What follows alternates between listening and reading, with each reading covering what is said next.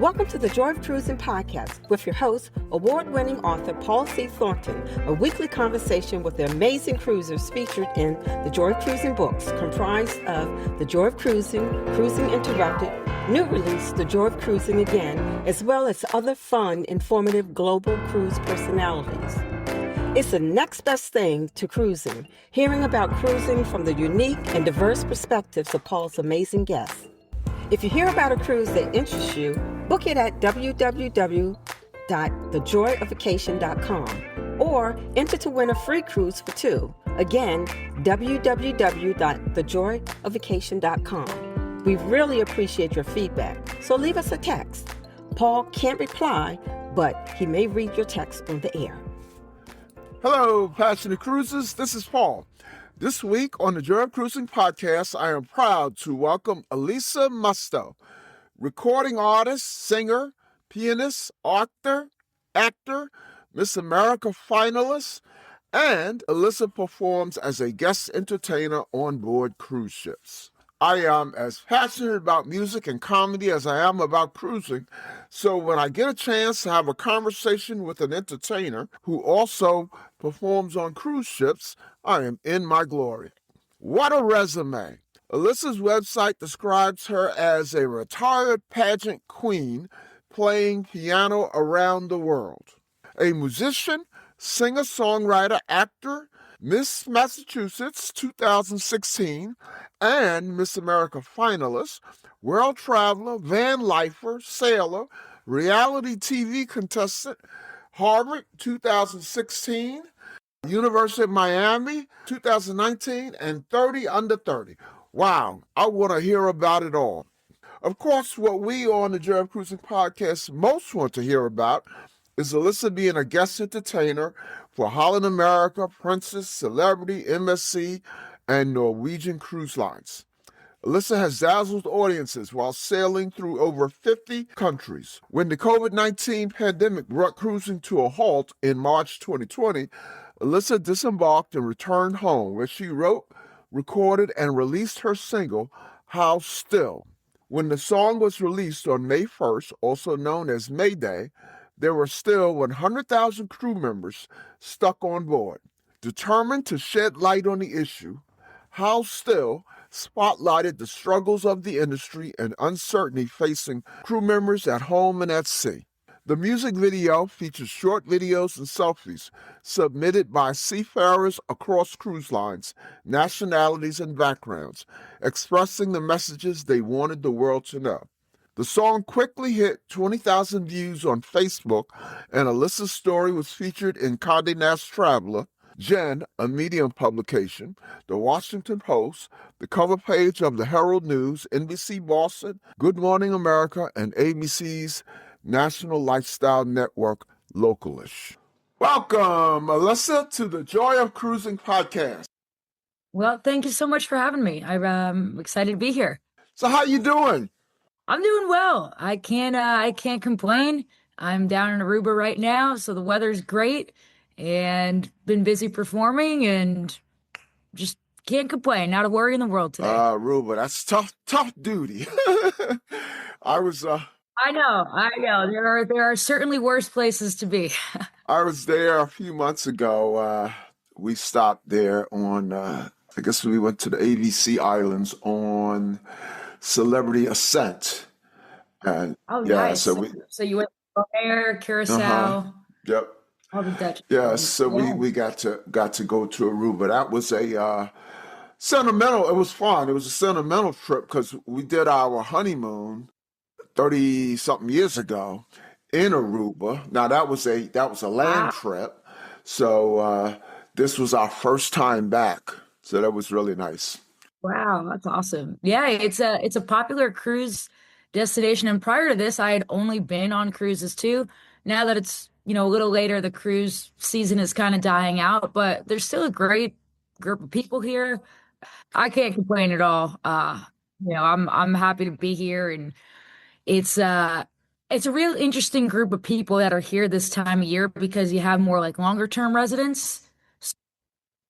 You're not seeing as much of the touristy crowd. You're seeing more of a retiree crowd, and they're always in a good mood too, So it's a port stop for you, right? Well, for this month, actually, I'm actually here. It's a land stop for me. I'll be here. Oh, okay, I okay. usually have only been here on cruises in the past, but this time around, I'm here for the whole month of June. I'm playing at a piano bar down here. Okay. So anyway, I'm remiss in not saying good to virtually meet you. Before we discuss your multifaceted career and performing on the ocean, of course, tell our listeners about yourself in general. You know, where you're from, where you live now, your background, growing up, and then, you know, early adulthood, whatever you would like to share with the cruising community. You got it, absolutely. So my name is Alissa Musto. I am a piano bar entertainer, both on land and on cruise ships, and I've worked on several different cruise lines as a guest entertainer as well. I'm originally from Massachusetts, born and raised there. Grew up in a family of professional musicians. So I always say I had the piano teacher living with me. There was no way I was getting out of it. It was part of this destiny that I was determined to embark on. I live in Texas now, and I say live in quotation marks because I do spend a good part of the year traveling around. But when I'm not on the road or on the sea, I'm back home in Texas. Let's see what else. I've always loved traveling and I've always loved performing. I really fell in love with traveling when I was in high school. I had the opportunity to study abroad in Spain. I won a scholarship. And I always wanted to have some sort of career that was able to combine those two interests. So combine performing music, performing for people, and also traveling. And I really lucked out when I found out about the cruise opportunities because I said, this is everything that I wanted to do. So I've spent I graduated college in 2016, and then I've spent the last ever since then traveling around and performing. Now, you say you grew up in a family of musicians. At what That's right. point did you realize you were musically inclined? Well, I can't say that I realized it first. It was definitely my dad. I started playing the piano when I was 4 years old, and he would go to work at night, go do his shows, and I didn't really fully comprehend what he was doing. I just know that I wanted to go to work with my dad. So I would sit by the door with this guitar that my mom got at a garage sale, and I would say, "Please, can I come to work with you? Can I come to work with you?" And he said, "Well, maybe if you learn how to play an instrument or you sing or something, then someday you'll be able to." So he started teaching me some things on the piano, and he said that I really stuck with it right away, and I naturally took to it. And he started working with me every day, teaching me a little bit of piano, a little bit more, a little bit more.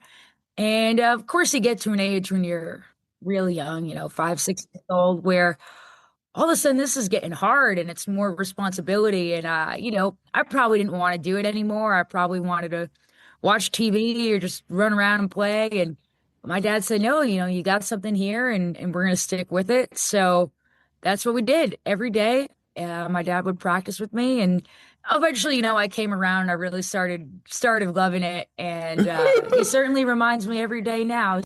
But no, it was something that's just, it's been part of my whole life. I don't know a world where I don't play piano or am musically involved. So that I've been very blessed to run parallel throughout my entire life. You know, that's so interesting. So many parallels with an interview of someone else. I had an interview last night. So the subtitle of your episode is "Performing on the Ocean," and I did a recording last night of someone else. And their subtitles also "Performing on the Ocean," and you know, you got started at 4 years old.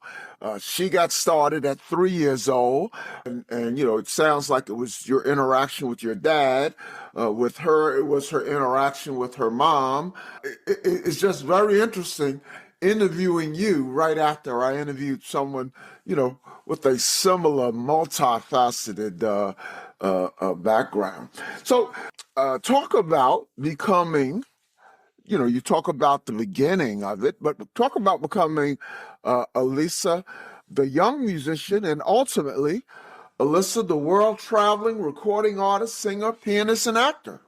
All right, absolutely. Well, Like I said, I performed throughout my childhood, had some really great opportunities and some really special moments. And when I was thinking about going to college, I actually decided to go to school for something completely different because growing up in that environment with professional musicians in the family, you see both sides of what can be a very rewarding and fulfilling and beautiful career. But what can also be a very unstable and heartbreaking and emotionally challenging career. So you see both sides of that. And I don't want to say that necessarily deterred me from wanting to pursue music, but it definitely gave me pause. And at the very least, made me think, okay, well, if I want to do this professionally, I don't have to go to school for music. I know lots of great examples in my life that still had great careers without necessarily having that formal academic training in music. So I went to school for something completely different, um, which I don't admit too much now, just given the climate, but I did go to school for politics. And I always say, politics, that's the thing that tears people apart. And then I found my way back to music, which is the universal language. That's what brings people together. But even through college, I was performing on the weekends, performing at night, teaching piano. I still had my hands very involved with performing.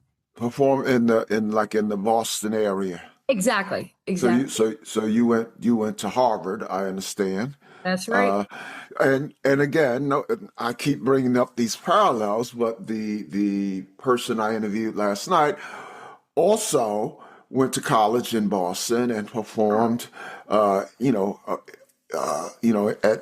the various clubs and neighborhoods, and she also did some performing in New York. You went to Harvard. She went to Berkeley School of Music. Wow. Yeah, That's so that's a phenomenal, obviously world-renowned music school and very famous in Boston and definitely responsible for so much of Boston's really great music community. so when you were in Harvard, you did nothing associated other than on your free time, but you did nothing in terms of your music career and background.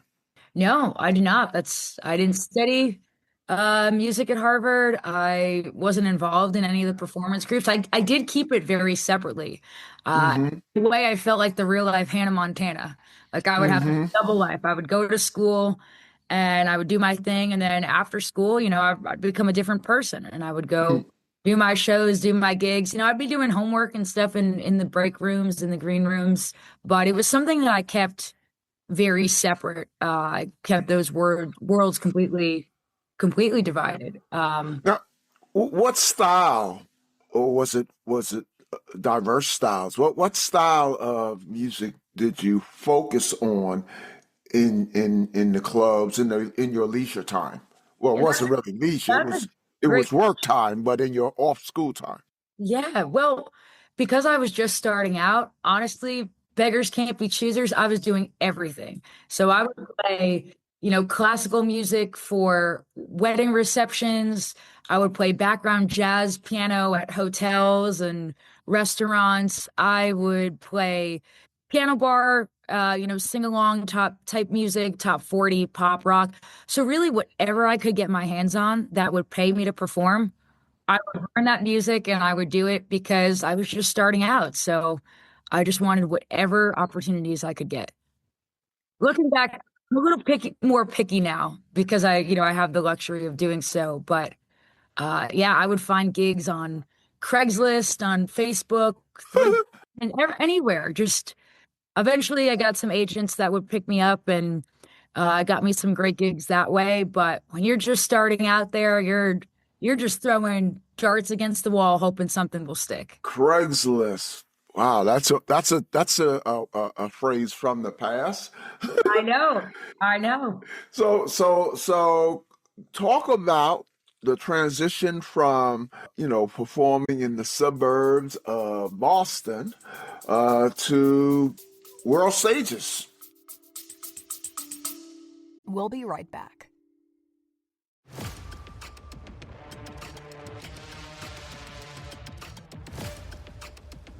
Do you have a dream car? Mine is the Lucid Air. Are you intrigued by electric vehicles? The Lucid Air EV has been called the best driving car in the world. And the Lucid Air Sapphire is certifiably the fastest production car in the world. Listen to Lucid Driver Podcast wherever you listen to podcasts or at luciddriver.buzzsprout.com.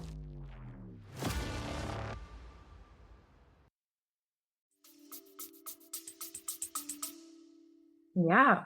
Well, after a month after I graduated from Harvard, I really had a very interesting, transformative experience. I was crowned Miss Massachusetts.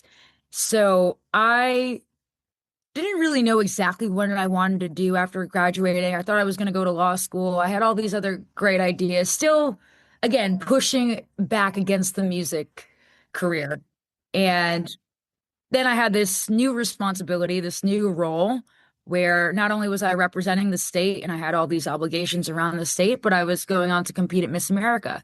So all my other plans got put on hold and I went and competed at Miss America, had a great experience, was a finalist in the national competition. And that's when it all really settled on me that, I was just top in the country at something that I had never really seriously pursued or never really considered. I don't know why I'm selling myself short and trying to run away from this lifelong dream of performing. Why don't I really lean into that? And maybe that will yield better results than I hoped. And that's what I continue to do for about a year. I was performing in Boston, in New York, the suburbs, that whole area. And one day I was at a vocal lesson and I saw an advertisement for cruise ship auditions for a company called Windish Entertainment. And they usually have their auditions at Berklee School of Music, but for some reason, either the venue was booked that year or there was a scheduling conflict, so they were having these auditions across the street at the music school where I was taking vocal lessons. So I just signed up for an audition. I had a lot of work, but I said, you know what, it doesn't hurt to get seen by more people. Maybe down the road they'll have something for me. So I went and I did my audition. And about a month later, I was doing my first contract in the Med. And that was doing the dueling piano show, Billboard on Board with Holland America.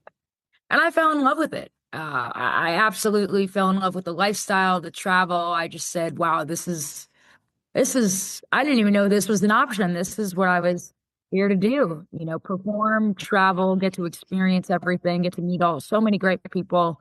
And from there, the rest is history. Great. So we definitely want to talk about that entree into the cruise world. But let's go back because you went to Harvard, you were doing music on the side, and then out of the blue, you mentioned that you became Miss Massachusetts. So growing up in your young teens, were pageants a part of your life, or how did this happen? Not at all. And that's what a lot of people assume when I tell them that I competed in Miss America. They kind of envision like the toddlers and tiaras, type thing. And that couldn't have been further from the truth. I was definitely more of a tomboy growing up, played sports, just like being in the yard. So I didn't get involved in pageants at all until I was in college. And I was working, one of my jobs when I was not performing is I was working at a music store after school where I would teach piano lessons to beginners. And there was a woman that came in one day and we were just chatting. And then at the end of our conversation, she said, "Hey, are you, so-and-so?" And it was another girl that competed locally in pageants. And I assured her that that was definitely not me, not my sort of thing, nothing I had been involved in. And she said, "Well, you should really check it out." So I kind of laughed it off. And then I did a little research. And the Miss Massachusetts at the time was also attending Harvard. And that's where I learned that Miss America is the largest scholarship provider for women in the world. I was in. Oh, wow. Yeah. And there was a I just learned something. Exactly. A lot of people don't know that, which has been one of the coolest parts about being involved with pageants is kind of dispelling some of those stereotypes about it and about the program. And it was also an opportunity for me to play classical music because I was classically trained, but I did not have as many opportunities to be performing classical music as I was performing locally. So I said, hey, let's give this a try. And first I was Miss Cambridge, and you have to win your local city or county before you move on to the state level. And then I moved on to the state level and I won. At each of those levels, Mhm. the county and then the state, uh, was there a talent portion? There- So you obviously had a bit of a head up because you were very talented. it definitely was. Well, I don't want to say relative to the others because I don't know much about the others, but I suspect, since you were pretty much professionally trained, you were ready for that part of the pageant life. Oh yeah, and that definitely launched me into being more of a serious competitor than I would have been just going into it any other way. Because I look back and there were a lot of parts of it I didn't know what I was doing. Mm-hmm.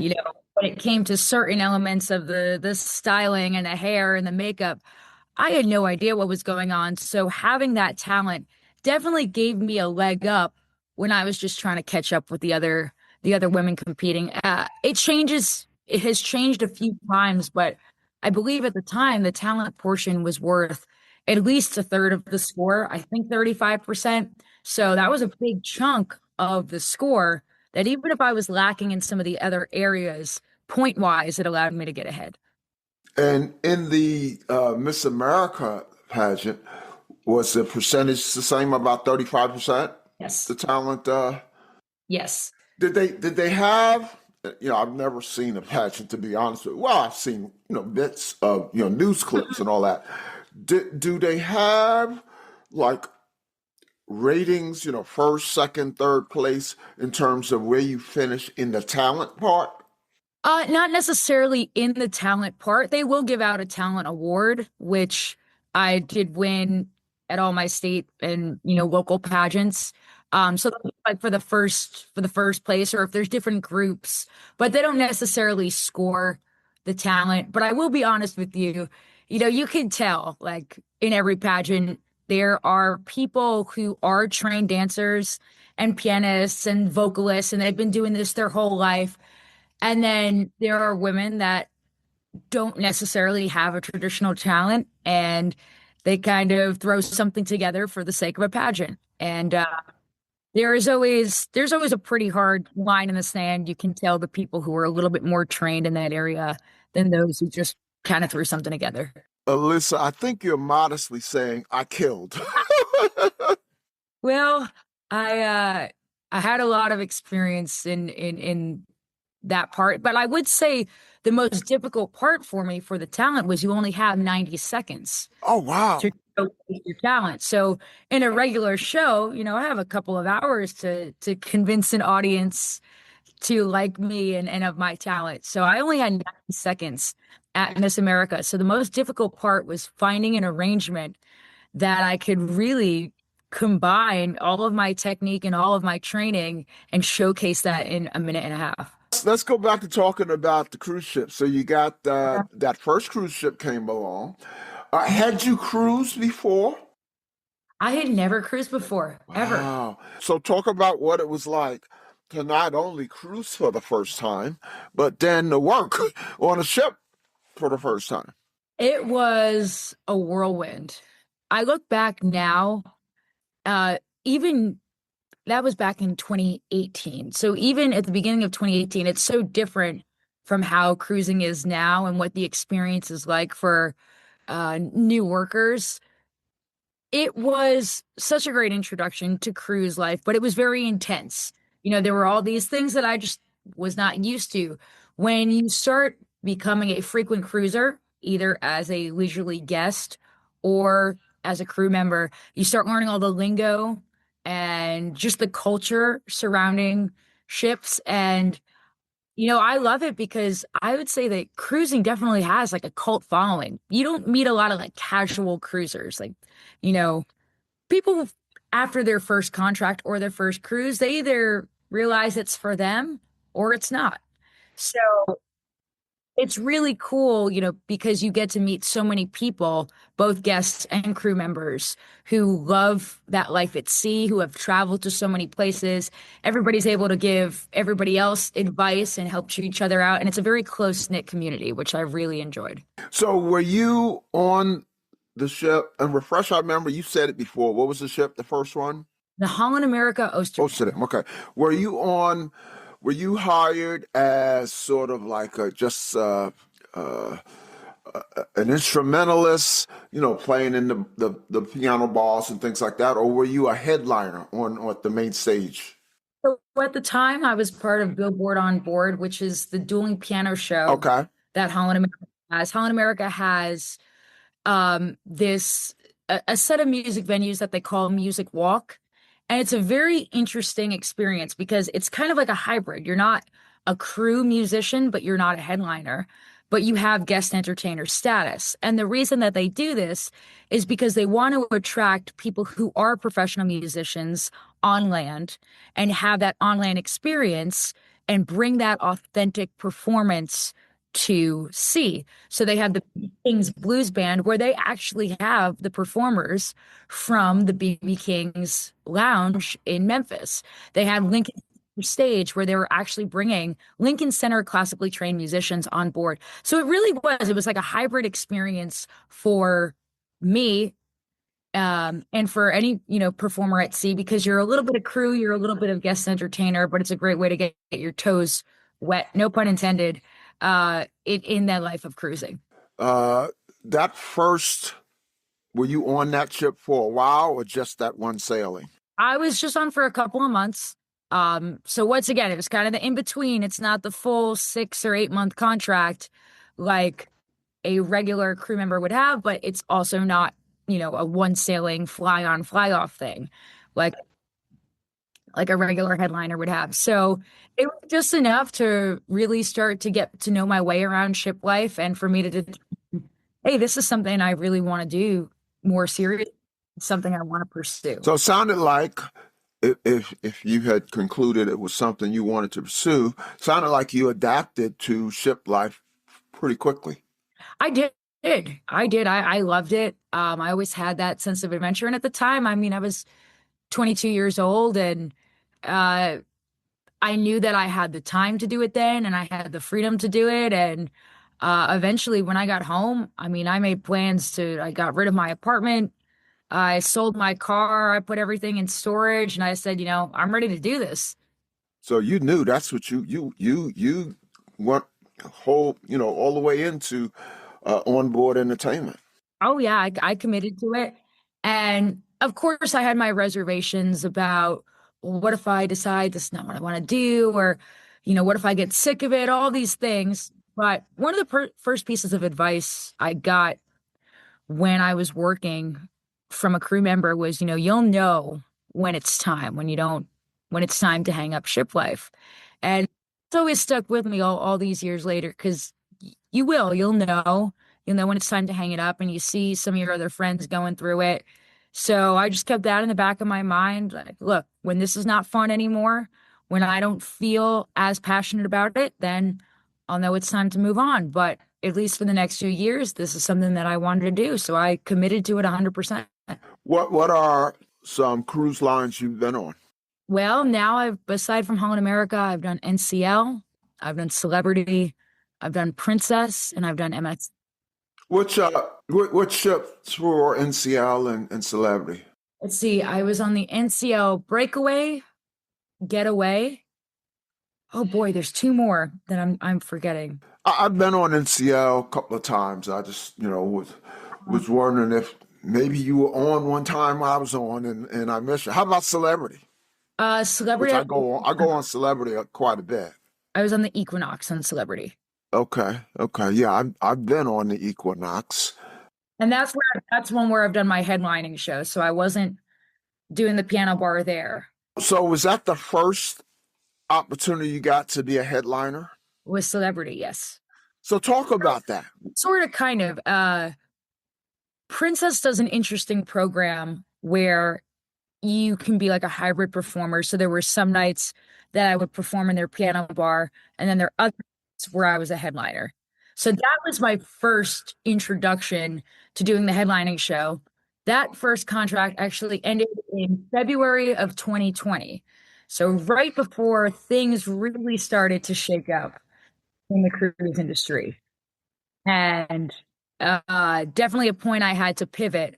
But at that point, I had done enough contracts, I had written my own show, and I realized that that's something that I wanted to pursue. So obviously, COVID changed all that, took a break from cruising. And then when I came back, everybody's trying to just pick up the pieces of where we left off and get back to some sense of normalcy. And that learning curve was obviously a long process.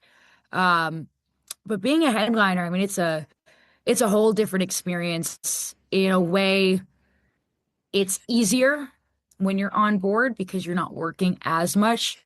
But there's just so many more things that go into it behind the scenes that you're doing as far as writing a show. And it's not just about the music that you're performing, but writing a plot or a script that will work very well with the cruise audience and the clientele, sticking within the parameters of each cruise line. They offer different guidelines. When you're working in a venue, they provide that, for you. Like, you're going to do these songs and you're going to not do this and you're going to do this at that time and you're going to wear this. Now you kind of have to figure it out on your own, and you're responsible for making those decisions that were made for you previously. So, And I would think these days, I've noticed on most cruise lines, and I notice this, I like going to concerts a lot on land as well. I noticed that the background, the video, is becoming much more technically, much more integrated into the show. And it seems much more complicated than it's ever been in the past. The cruise lines seem to really have a knockout staff, and they do it well. But you've got to know all that stuff or know something about that, right? absolutely. I mean, it's amazing seeing what some of these production shows are like now on the ships with the LED screens. I mean, that truly changed everything. But just all of the different special effects they're able to have. So then as guest entertainers, that definitely trickles on to us because now they have the equipment and the audiences have the expectation. So you kind of have to catch up to that. Previously, maybe you would throw a title image up there with your name and a nice picture. But now the expectation is higher. So it's adapting to those changes and making it an experience that's not just audibly impressive and pleasing, but also has that visual component as well. So you mentioned Holland, you mentioned Princess, you mentioned Celebrity. Did we miss what else? So I just finished up my first run with MSC Oh, on we're the the brand new America. That's right.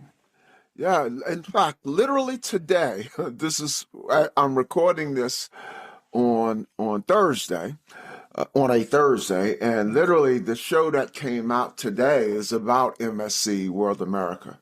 It's about a couple who they had a short stint as like on the they're cruise influencers, and they did a short. Oh yeah, the first Yeah, and they cruise. did a Yep. short stint on like they were correspondents on the World America, and it looks amazing. So say something about what your reflections are of World America, and what was your role on it. Well, anytime you have a new ship, it is so exciting for the community. We did for that first cruise, we brought a bunch of influencers, correspondents, travel agents, media.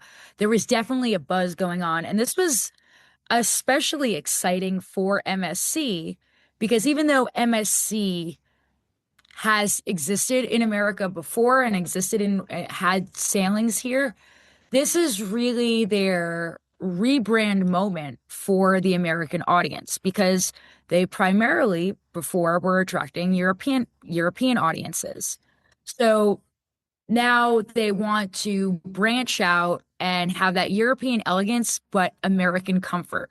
So they brought on all sorts of celebrities. They went above and beyond trying to really fulfill the expectations and the needs and the interests of the American clientele. And it's awesome. I mean, there are attractions for audiences of all ages. And you'll hear more about it when you do your other interview today, but there's a swing, there's a huge, they call it I believe the jaw drop, which is a huge slide that goes from the top deck to the promenade on deck 8. The promenade on deck 8 is like a real boardwalk at sea. Just be, on Coney Island or, walking along on the boardwalk in any coastal town. It truly is amazing. There are so many great restaurants, so many great venues. And my role was I was the piano bar entertainer in the Loft, which is the piano bar and comedy club on board. So my show would switch out with the comedians that they have. So you're done now on World America? For now. So I was there for the inaugural sailings, the media, and then I stayed on for about a month. And then because that was also, from a logistical standpoint, is very interesting because you are also technically a guest entertainer. So there is a limit of 45 days that you can be on board without having to undergo certain trainings and medical requirements and all that good paperwork stuff. What would you say, name a highlight or two of performing on board? Just in general or on MSC? No, in general. I would say the most interesting thing and my favorite part about performing on board is some of the people that I have met and I've performed for, I stay in touch with for years and years and years because you have these special memories with people, whether it be their anniversaries or their honeymoons or holidays, birthdays. And piano bars are very interesting because they attract all different ages, all different backgrounds. It's all different people coming together to perform together. And people that find that that's their place on the ship, they start coming night after night. You have your regulars. So you form bonds with people. And I stay in touch with so many of them on Facebook, through email, throughout the years.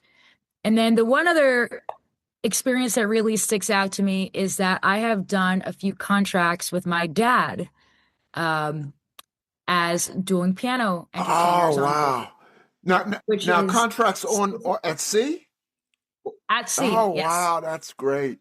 So over Christmas last year, we performed on the Holland America New Amsterdam as the dueling piano show. And it was such a cool thing because Holland America, usually the clientele is a little older than the traditional cruise line, but summer vacation and Christmas shakes that up a little bit because a lot of people are on board with their families, with their children, their adult children, their grandchildren. And it was such a special experience because my dad and I represent those multiple generations that were sailing with us. And so many people could relate to being there with their family and with their parents. So we had such a great time. And that was one of, hands down, my favorite cruise memories of all. What a treat that would have been for the audience. So at what point did you tell the audience that you were daughter and dad? Well, to be honest with you, I think people usually can tell we look exactly alike. And I don't mean to boost my dad's ego too much, but there will always be people that ask actually if we're siblings. I bet he loves that. Oh, he loves that. It makes his day. That makes his day. It makes him happier than anything. So, and then we will announce that sometimes people think it's a gimmick that we just say for the show. And then they'll ask, "Oh, are you really dad and daughter?" But, I'll show them pictures from when I was a little kid, when I'm there 5 years old playing alongside my dad. And, I got to hand it to my dad. He takes care of himself. He looks exactly the same as he did 25 years ago. So, Lisa, let me ask you, do you have, by any chance, a photo on New Amsterdam with you and Dad? I do. I do have some. That's great. Oh, that is great. I mean, my dad never cruised. He passed a few years ago. And after he passed, I got kind of heavily involved in the cruising community. Wrote some books. I have the podcast, and I think all the time now about what it would have been like to go on a cruise with him. Imagine performing with your dad at sea. Oh my goodness, that must have been so wonderful for you. We really did have a great time. He had come sailed with me before just for fun. So he has had the opportunity to see Alaska and to sail the Caribbean. But this was so fulfilling for him to be performing with his daughter and to be part of that Pulse on board. It was an amazing experience. Okay, so he was a casual cruiser. Have you cruised for leisure since you started working on ships? I have not. And believe it or not, I was actually going to go on my first leisurely cruise because when I was in Atlantic City a few months ago, performing a gig out there, my partner and I, we actually won a free cruise. We won a free cruise in Atlantic City. It was so exciting. We're going to go on this cruise for the first time. And funny enough, it was with MSC. And then I got the contract with MSC about a couple months later. So now I have cruising privilege with MSC. So the free cruise is getting pushed back a little bit, but still something I'm very much looking forward to. Okay, so you haven't given up the free cruise yet. I haven't given up the free cruise yet. No. Let's get away from cruising and talk about who is Alissa Musto, recording artist, singer, actor. So talk about where have you performed, who have you performed with, the things you have done away from the cruise ships. And by the way, before I get away from cruise ships totally, do you have, for instance, on your website, like upcoming cruise ship appearances? I don't have it listed on my website. I usually do post on social media when I get a new cruise announcement because people like to book the ships that I'm on or that my dad and I are going to be on ahead of time. So as soon as I find out about a new contract and the ink is dry, so to speak, then I do post it so people can find out on social media. Okay. So my listeners I suspect my listeners are going to be interested in keeping up with you on social media. So we'll make sure that we put in the show notes whatever you would like us to as far as social media is concerned. But yeah, talk about the other venues, tours, appearances, upcoming projects. You got it. So I would say a lot of people who are performers, musicians, creatives, whether it is our creativity or whether it is, financial necessity, we kind of find our hands in a lot of different pots and in a lot of different projects. So recording music and writing stuff is something that I've always loved to do. I started writing music when I was 15 years old, recorded some original projects, put them out there on Spotify and all the other music streaming platforms. And that's, been a very unique and fun journey as well, because it's a way for me to express myself. I mean, it's very therapeutic for me, to be able to put my original stuff out there and to relate to other people. And I mean, there's nothing more rewarding in the world than getting an email or getting a random message from someone who came across my music and it said that it helped them through a tough time or that they related to. So that's been very, very fulfilling as well. And as an original artist, I've gotten to perform around the country, different venues. Some of my favorite performances are, the Hard Rock Cafe, the House of Blues, opening up for country singer Maren Morris. I've performed in, Nashville, New York, Las Vegas. So all very exciting places that have a musical pulse and being part of that, songwriter community, is very fulfilling. So you perform in various venues. Not various venues, not various venues, various genres. So you can do country, you can do classic, you can do rock, everything, huh?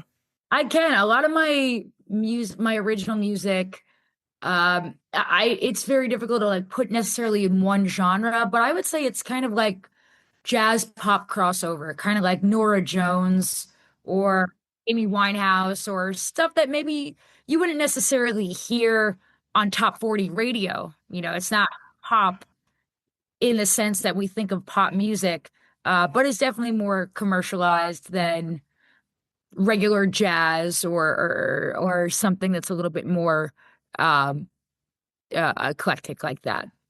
You got any plans to be in Vegas this year? Not this year. As of right now, sometimes I do get called last minute for shows, because that's not very far of a flight for me from Texas at all. So as of right now, I'm not going back to Vegas this year, but hey, things change. You never know. Okay. I'm only asking out of selfish interest because I have a Vegas trip coming up. So, Well, there's no shortage of great music in Vegas. You'll definitely have a lot of great venues that you can check out. But and on that note, that's, I would say, one of the most interesting and exciting parts about this job, whether it's as a performer or just as a songwriter, is like you don't know what opportunity is going to come up day to day, which is so cool. Sometimes I'll just wake up, depending on where I am in the world, there can be a time zone change and an email or a message with a really cool opportunity. Hey, can you be here this day? Can you do this show this you we had a cancellation. Can you hop on board? And that is one of the most exciting parts about my job, is that every day you don't know what can happen, and you don't know what opportunities are going to come next. And the more people that I get to meet and that I get to network with, the wider that net is cast, and the more likely those random things pop up. you mentioned that you have some music on Spotify or Apple Music, so we can go and listen to you right now on Absolutely. any of those streaming services. Absolutely. Spotify, Apple Music, however people stream music now, iTunes, if that's still a thing, it's another blast from the past, like Craigslist. But uh, yeah, and my original song that has had the most success actually relates back to the cruise industry. It's called How Still. And it I was just going to ask. I did talk about that in the intro, uh, and I haven't heard it yet, but sounds pretty moving, and I certainly can relate to, that sad period of time when the crew worldwide was still not home. Well, I'm still in your thought to talk about it. yeah, that no, you hit the nail on the head, and you are somebody, obviously, because you're involved in the industry, you knew it was happening. And the big thing was that people didn't know it was happening. After COVID, I remember I got off of my ship on, March, I want to say 11th. They sent me home, and I knew it was a dire situation because the company sent me home first class because that was the only ticket that was left on the plane getting home. And I said, well, if they're making a point for me to get home and they're putting out the money for me to fly first class, it must be pretty urgent. And I was very lucky to get home because so many crew members did not for months and months and months. And it wasn't just international crew, it was American citizens who were unable to be sent home to their own country. And people didn't realize that as of May 1st, so now, 2 months into the pandemic, there were still 100,000 crew members that were stuck on board. And it wasn't that everybody was just roaming around the ship doing whatever they wanted to do. They were confined to their cabins 21 hours a day. They had 1 hour per meal to walk around. They had to be socially distanced. They couldn't interact with other crew members. And it was very lonely. It was very isolating. People were having emergencies at home that they couldn't attend to. It got to a point where the cruise lines stopped paying Oh the my members goodness. back on board. Yeah, it was a crisis, and nobody was talking about this. And I had friends that were still on board, and obviously being very involved in the community, it was something that was heartbreaking for me. So, How Still was a song that I wrote about those crew members stuck on board and just about the industry as a whole. Because a lot of those ships, because they had nowhere to be and the countries would not let them dock, they were just floating around in circles in the middle of the ocean, they were still, they were not moving. So my intention was to bring awareness to this part of the pandemic that nobody was talking about, in the best way I know how, and that's music. And the music video that I made for that song was very special to me because I was able to reach out to so many crew members who were stuck on board, who didn't have a lot to do. And I asked them to make videos and pictures with the message that they wanted the world to know about what they were going through. So if you watch the music video, we have an amazing array of crew members from around the world, different cruise lines, different departments, and they're all holding up their signs, letting people know, hey, we're still here, we're stuck here. And the song was popular enough that it captured national and local news attention. It was on the front page of a few newspapers. Good Morning America talked about it. Condé Nast Traveler talked about it.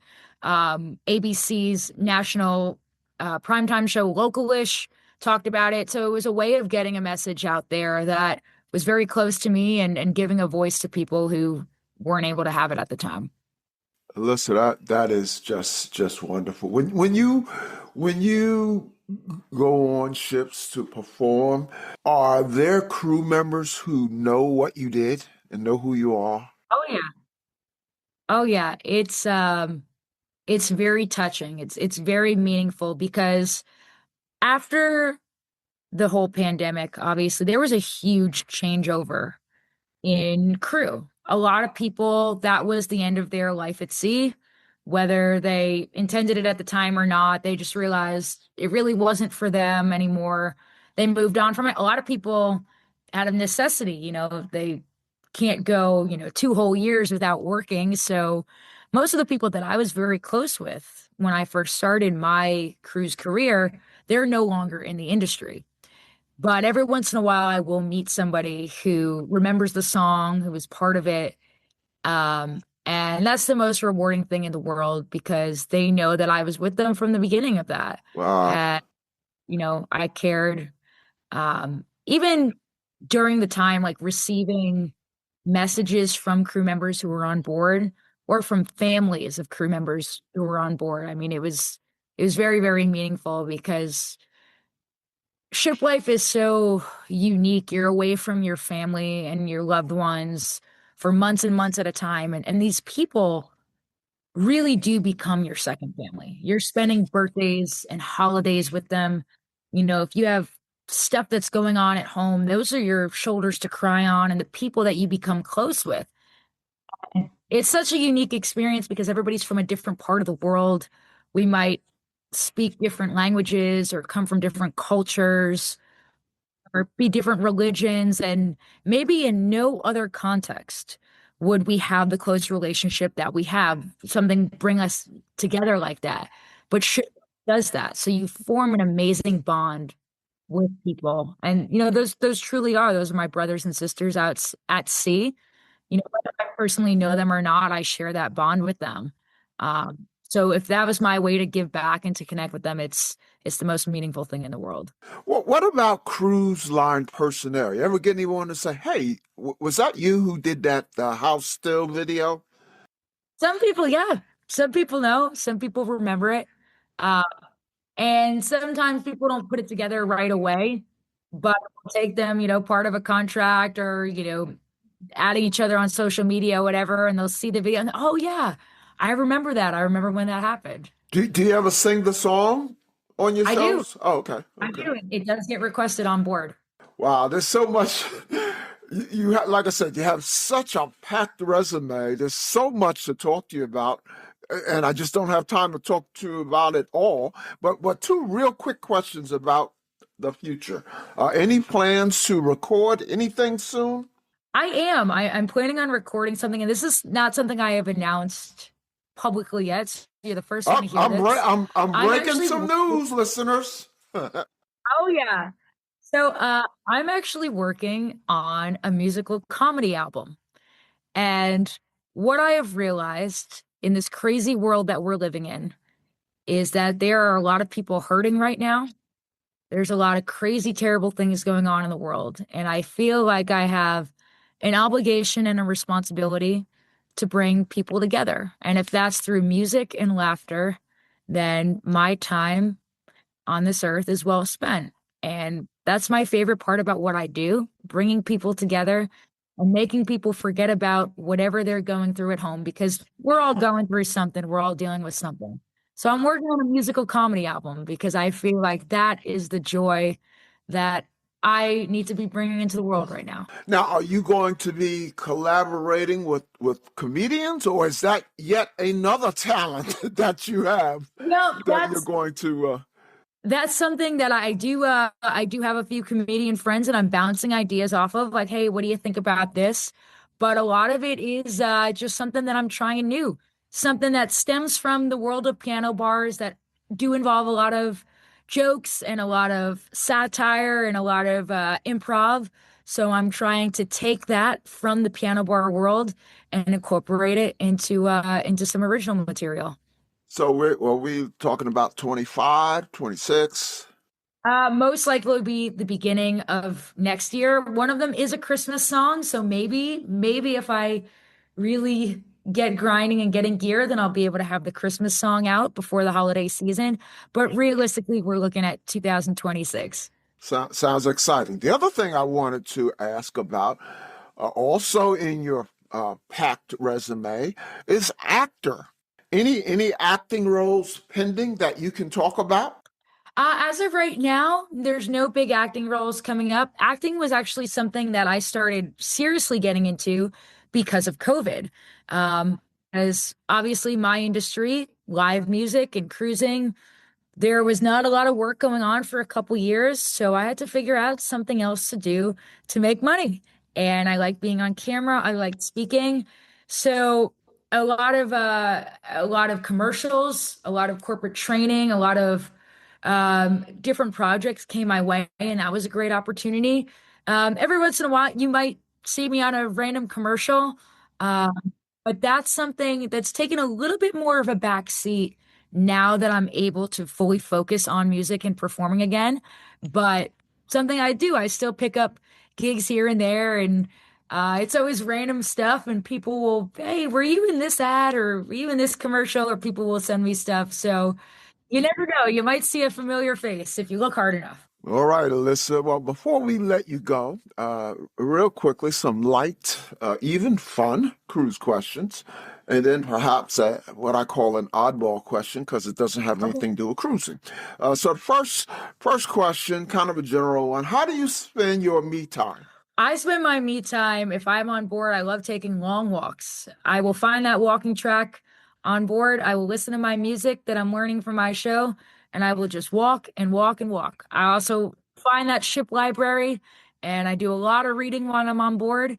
And I just love being out in the sun, reading, and enjoying the atmosphere, enjoying the peace. Now, I noticed that you conspicuously left off the gym. Yeah. A lot of times when I talk to performers and what they do in their off time on the ship, most of them mention gym right up front. You didn't. I gotta be honest with you, I could do a little bit better in that area.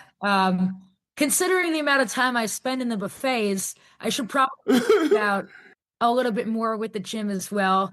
But I just find, honestly, when I'm on a ship contract, I get so many steps in that I'd like to think that it balances each other out. I don't need to spend as much time at the gym. At least that's what I tell myself to feel a little bit better about it. But no, you're right. I should probably spend a little more time there.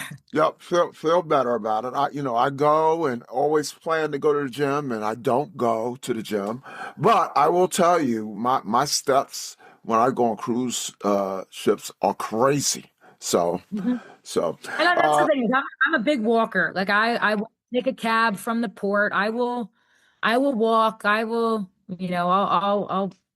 walk the whole thing. So that's my exercise there. what's your favorite cruise drink and cruise food? That is a great question. So hands down, my favorite cruise food is having the unlimited soft serve ice cream. And I have this little that I do. I make my own McFlurries. So I'll go get soft serve ice cream and then whatever they have for dessert that day, whether it be brownies or cookies or whatever, I'll mash it up into the soft serve ice cream like a McFlurry. I'll have that every single day on a cruise contract. Probably not the best thing, but I'll do that every day. And then for drinks, it really depends on the ship, but you can't go wrong with a pina colada on a There you cruise. go. Okay. What's your most wonderful or memorable, funniest, or even most embarrassing cruise or port experience? Well, this is actually a pretty funny one. It has a happy ending. My most embarrassing cruise experience is I got the shingles while I was on a cruise, Oh, and it was a Tahiti Bora Bora cruise. So, of course, you're out there, we want to be in your bathing suit getting sun, but I had the shingles all over my back, and oh, wow. shingles is not really a condition that people under 50 years old get. So it definitely looked a little strange and it was very embarrassing for me at the time. And I had people come up to me and I know they were trying to make me feel better, saying, it's just so brave of you that you don't care how bad it looks. And, Talk about a sideways compliment. exactly. So that was definitely the most embarrassing thing. But on the other hand, too, I got to see the most lovely side of people, of guests. Everybody, was trying to come up with a remedy for me. They did their research online. They, bought potions and all sorts of stuff in port to try to help me out. So it really was one of those great moments that, like I said, the people on board become your family because they're genuinely concerned about you. But yeah, that's an experience I'd be okay with never having again. The oddball question. So let me preface by saying welcome to the Alissa Musto friends and fans listening. We hope you have enjoyed what you have heard, and we'll come back to listen to other podcasts on the Joe Cruising Podcast, and join our Facebook group or follow us on IG. Alissa, so that your fans and friends can know just a little bit more about you, share one thing that your fans and friends, and of course my listeners, don't know about Alissa. One thing that actually always surprises people and that you probably would not know is that I do not know how to whistle. I'm the only professional musician that I know that doesn't know how to whistle. So I have to avoid all of these whistling songs, like Sitting on the Dock of the Bay or The Stranger by Billy Joel.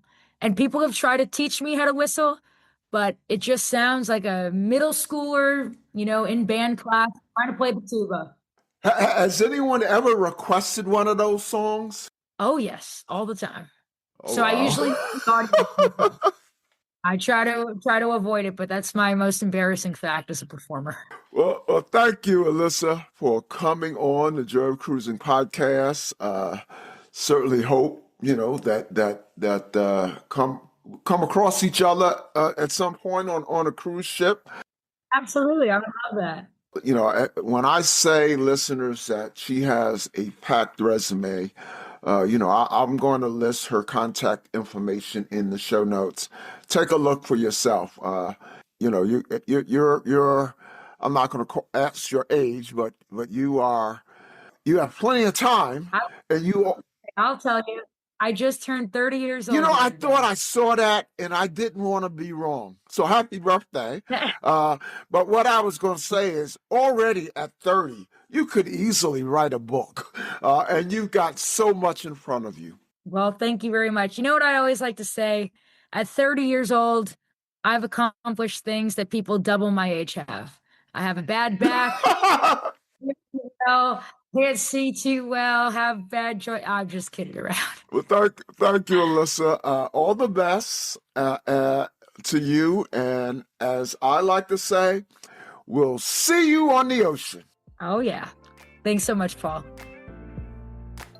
The Joy of Cruising and Cruising Interrupted, each $16.99 plus shipping, and new release, The Joy of Cruising Again for $18.99 can be ordered at the link on thejoyofcruisingpodcast.com. For each of the 3 books, use the discount code Joy of Cruising Podcast and get $4 off. The Joy of Cruising books are also available at Amazon. Order the ebook at Amazon or your favorite online retailer. Stay in touch by joining the Joy of Cruising Podcast Facebook group or following the Joy of Cruising Podcast on Instagram. We're constantly adding new shows. Please leave a review and tell a friend about us. We hope you enjoyed this brief escape to the ocean. See you next week.